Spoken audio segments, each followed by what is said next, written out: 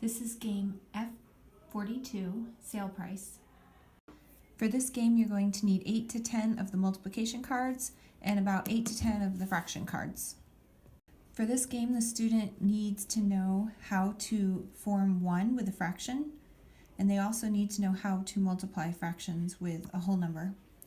So to form 1, remembering that 1 out of 3 parts, that means that there are 2 more parts. And if I do 1 plus 2, I get 3 out of 3, which would give me a whole. For the multiplying, your student knows that 24 is the same as 24 over 1. They can choose to either multiply this straight across, or in a lesson, they learned how to reduce. And if they want to reduce, they look at the diagonals to see if there is a number that goes into both, and there is. 24 divided by 3 is 8, and 3 divided by 3 is 1. So once they reduce, then multiply straight across, and you get 8 over 1.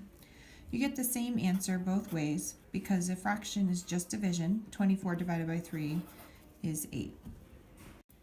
So in this game, you flip over 1 multiplication card and 1 fraction card. And the question is, if you are going to the store and there's an item for $24 and it's on sale for 5/6 off, then you need to calculate how much you're going to pay. Each person's going to calculate it a different way, and then they compare their answers in the end, and hopefully they're the same. So the first person is going to calculate how much they are saving. They are saving 5/6 of $24. So that's 5/6 times 24, and we're going to write the 24 over 1. I can reduce down because 6 goes into 24. So 24 divided by 6 is 4. 6 divided by 6 is 1. And multiplying straight across, I see my answer is 20. This is how much I'm saving. I need to figure out how much I'm actually going to spend. So I take my original cost, subtract how much I'm saving, and it shows me that I am spending $4. The second person is going to do this by figuring out what fraction of my cost am I actually spending. So instead of using the 5/6, which is my savings, they have to figure out what fraction is left over and then find that of the 24. So we have 5/6 that we're paying, or excuse me, that we're saving, and so I'm spending 1/6 because 5/6 plus 1/6 gives me my whole. So the second person is going to calculate 1/6 of the $24 that they're spending. And 6 divided by 6 is 1, 24 divided by 6 is 4, and then multiplying straight across, they get $4. So person number 1 got $4, and person number 2 got $4. They're done, and now you flip 1 new fraction card and 1 new whole number card. One more quick example. Say the next cards we flip are 1/5 and 24.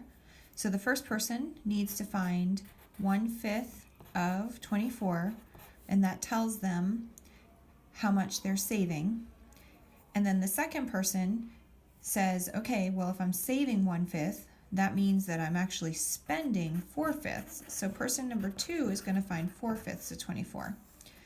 So going through what person number 1 is going to do, when they multiply straight across, they see 24 over 5. Well, remember, fractions are just division problems, so we have to take 24 and we have to divide it by 5. And when I do that, I have to add a 0 and drop it down. I get 480. This is how much I'm saving. So to find my answer, I need to take my original cost, which was $24, and subtract what I'm saving, $4.80. And that will give me my new price, $19.20. So let's see if person number 2 gets that.